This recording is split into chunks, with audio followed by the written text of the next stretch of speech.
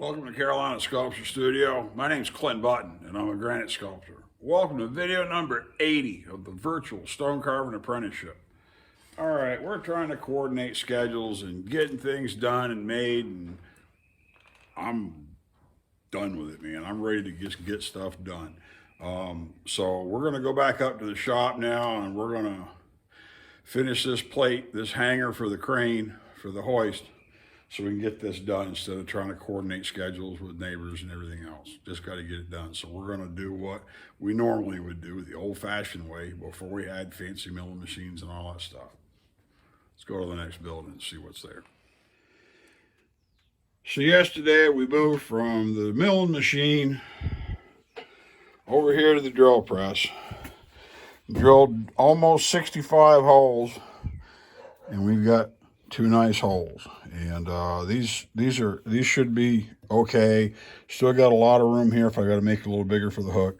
So now I'm going to get out the saw, just a little saber saw jigsaw that I like so much, knock these out, put these two slugs in the pile, and I may have to take a grinder and grind those out a little bit. But just while it was on the rotary table, real easy to spin it around, just went ahead and drilled around the circumference. And this one I want a little fat. This one I tried to make sure that the line, the center line, I drew a 2-inch circle, and that should be 2 inches everywhere to fit on that pin, and we should be great. So there's more than one way to skin a cat. Now I'm going to show you when we get further along on that big stone, we're going to end up removing some stuff by drilling instead of sawing it, because I don't have a capacity to saw, 1'4" or whatever all the way through that. It just ain't going to happen. So we can drill it, and we'll have to take care of, this is how we make big holes in stone.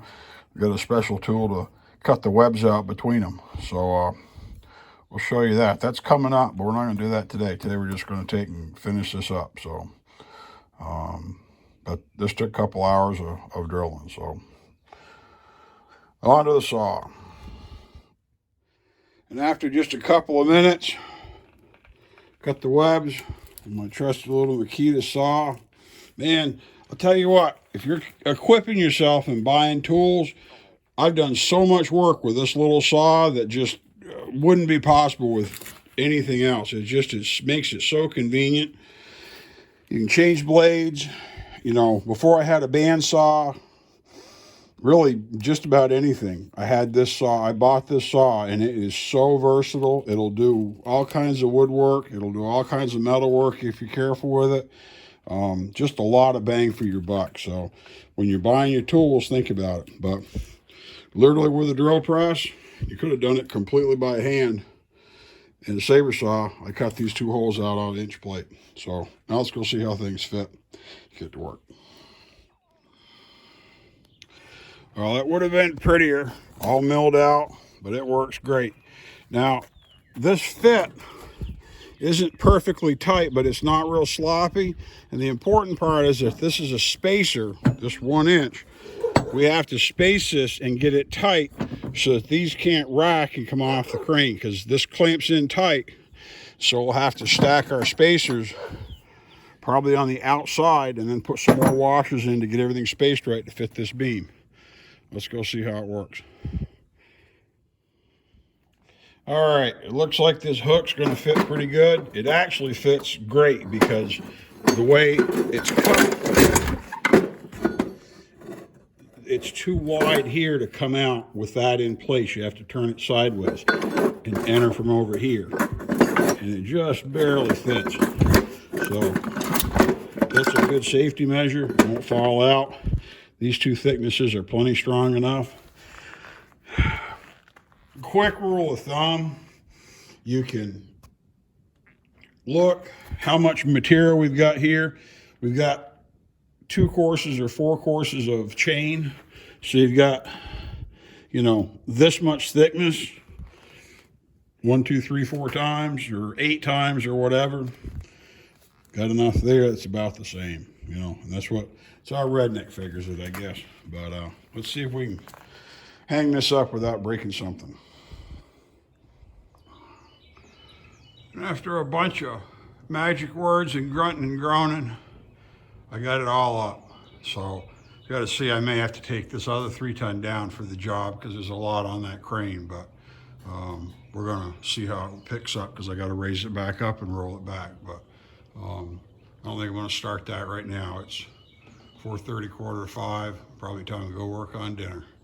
So we'll start more in the morning, but we got the 5-ton hung.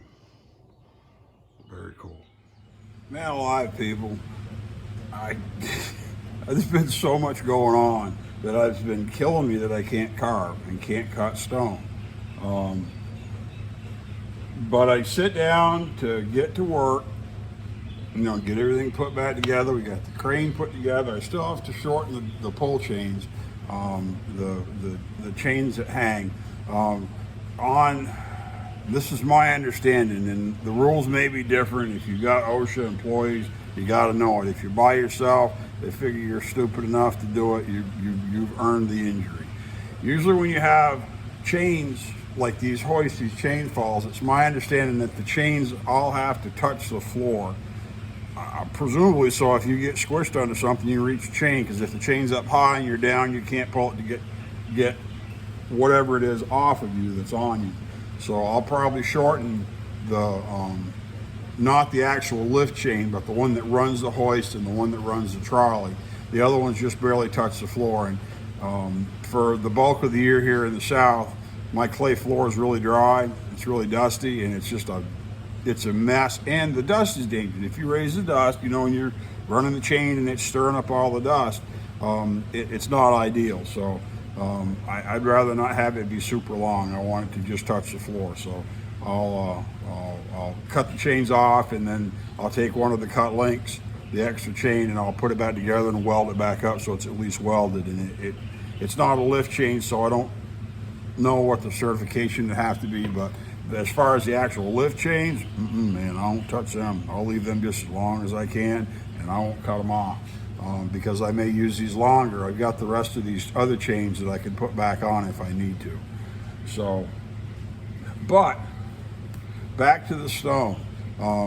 Between running and getting the materials, to have the new capacity on the crane, to buy a hoist and go 2 hours south, and trolley, go 2 hours south, and then to buy a hoist and drive 2 hours north in order to get decent prices, and right now, not in 6 months, and make the plate and deal with everything that goes along, and then family stuff, and taking a break for spring break, and just everything in the world.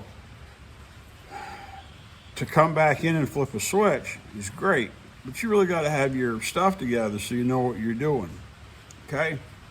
I already showed you how to do that. Started cutting my scotia here on this side. I hadn't touched it in, it's been probably 3 weeks that I've had of running around and going and doing, and I've got more stuff coming up in a few days where it's going to take me out of studio with some other obligations. But we need a pattern. So I can come back in here and the pattern fits perfect. Okay? That's why you do a pattern. You can stop, and it doesn't matter if you've got something going on where you end up getting sick or getting hurt and you're out of work, or if a project runs into a delay. Say you got a patron that's not paying the bills and they're paying you on a schedule. I work because I get paid. If you're not going to pay me, I'm not going to work. Some people run their shops like that because they need to. That's not the way this project's going, but that does happen. And so you have to be able to have your work, your strategy, your whole program has to be organized. So I can go away and do all kinds of other stuff that's got to be done with the studio and whatever else, or jury duty or whatever. Okay, and then I can walk back in, I can sit down, I can get me a couple of Altoids, get my chisel, take my pattern, and it's like I never got up. Okay, you got to be organized, because you'll end up doing something complicated. This is part of having the equipment nearby, like the grinder to sharpen your tools, or having I saw a video the other day, and the guy's tick, tick, tick, tick, tick, carving slate. And he had his 2 sharpening stones right there. Tick, tick, tick, tick, tick, tick, carve for a few minutes. You know, literally just, 2 or 3 minutes, scrape it on the stone to keep it sharp. Because what that does is that'll help maintain the angle. He doesn't have to, he's got a sharp tool. He doesn't have a tool that's all rounded off and then he's gonna take a lot off all at once. He can maintain the shape of the chisel much better.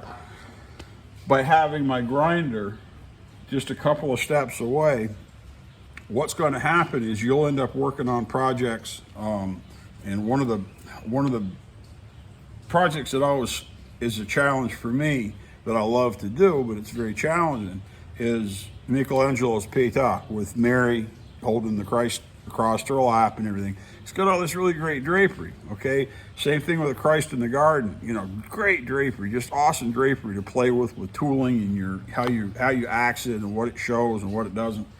But the problem is that there's 8 million little folds going on all the time. It'll be just like when we start doing this angel. I hadn't counted how many feathers she's gonna have. She's got a bunch of them, man. There's lots of feathers. And then she's got a whole body full of drapery, okay? Every time, whether I'm swinging calipers and shooting points, put it all together before I, start carving detail. Don't get sucked into the spider web of, I'm gonna put a pretty face on it. I remember seeing a sculpture this guy was doing one time out of this big block of stone, and the first thing he did was her head. Made her head all pretty. Everybody's like, oh wow, her head looks great, can't wait to see the rest. Man, I don't know. If it works out, great. If something doesn't, her head's gonna be where it ain't supposed to be. You're better off to leave the details towards the end, and to have a better result, more consistently. But every time I step away from that stone, once I start carving this angel, we start doing the actual detail work of the drapery and the fletching on the feathers and everything. Every time I go to the grinder, sharpen 10 tools or whatever, because I usually try to go through and use several tools so I'm not going back and forth all the time with one tool. I try to carve for 10 minutes or 15 minutes, then take several tools over there all at once, sharpen them up and go back and carve. And you sort of do a little bit of all of it simultaneously, where you do some axing and some carving and everything else. But every time you step away and come back, you're in a different spot. You're gonna see things that you didn't see before.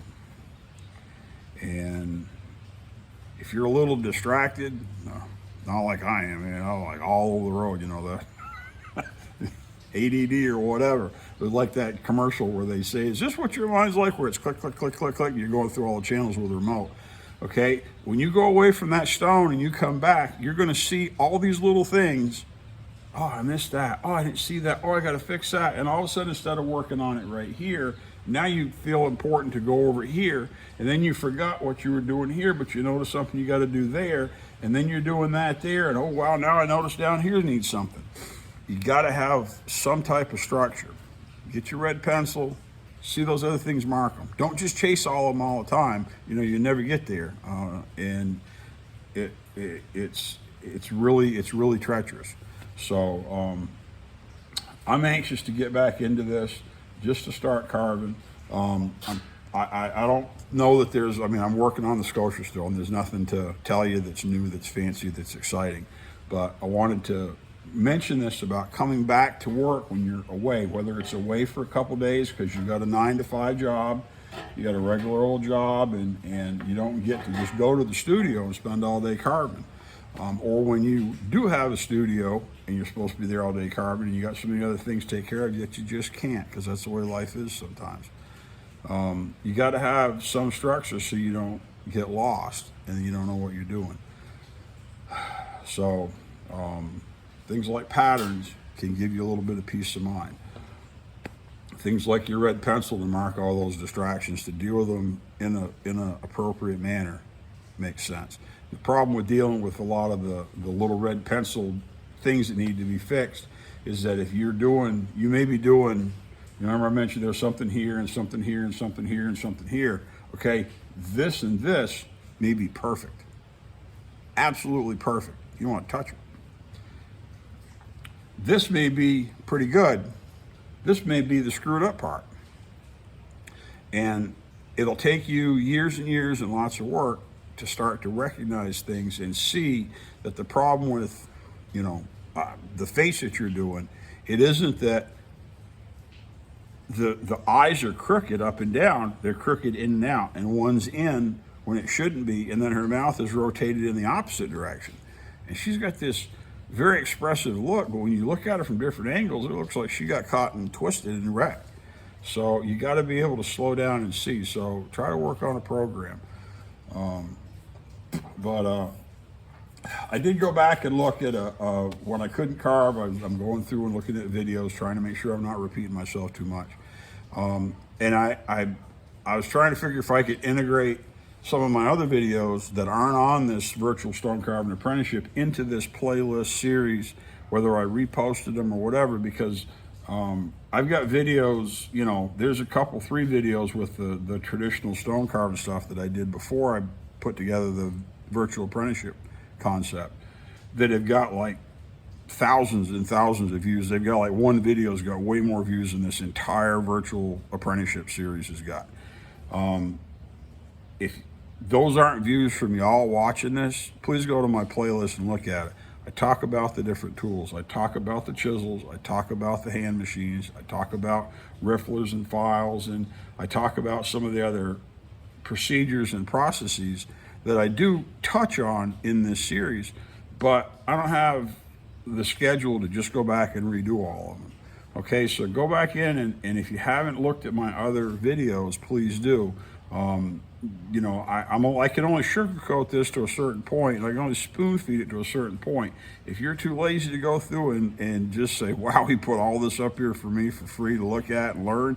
If you're too lazy to chase it, don't ask me questions about it. All right, I'm just going to say, see my other videos, because I know that's coming. The more I put this up and the prettier the work gets, the more I'm going to get questions that I don't need to answer because I already put the answers out there. Okay, I'm trying to respect your time, respect my time. Look at these other videos that have got a lot of content that's really relevant. If you have, thanks for watching them. But it'd be pretty cool if these videos were all getting thousands and thousands of views compared to the other ones that I never thought would get much. So, but I'm gonna settle in and do some sculpture work and hide from the world for a few days until I gotta go back out into it for some other stuff that I can't avoid, and we'll keep working. So probably wrap this video up. It'll be a little short, but I don't really got much more to say right now. My name's Clint Button. I'm a granite sculptor here at Carolina Sculpture Studio with the Virtual Stone Carving Apprenticeship. Thanks for coming in.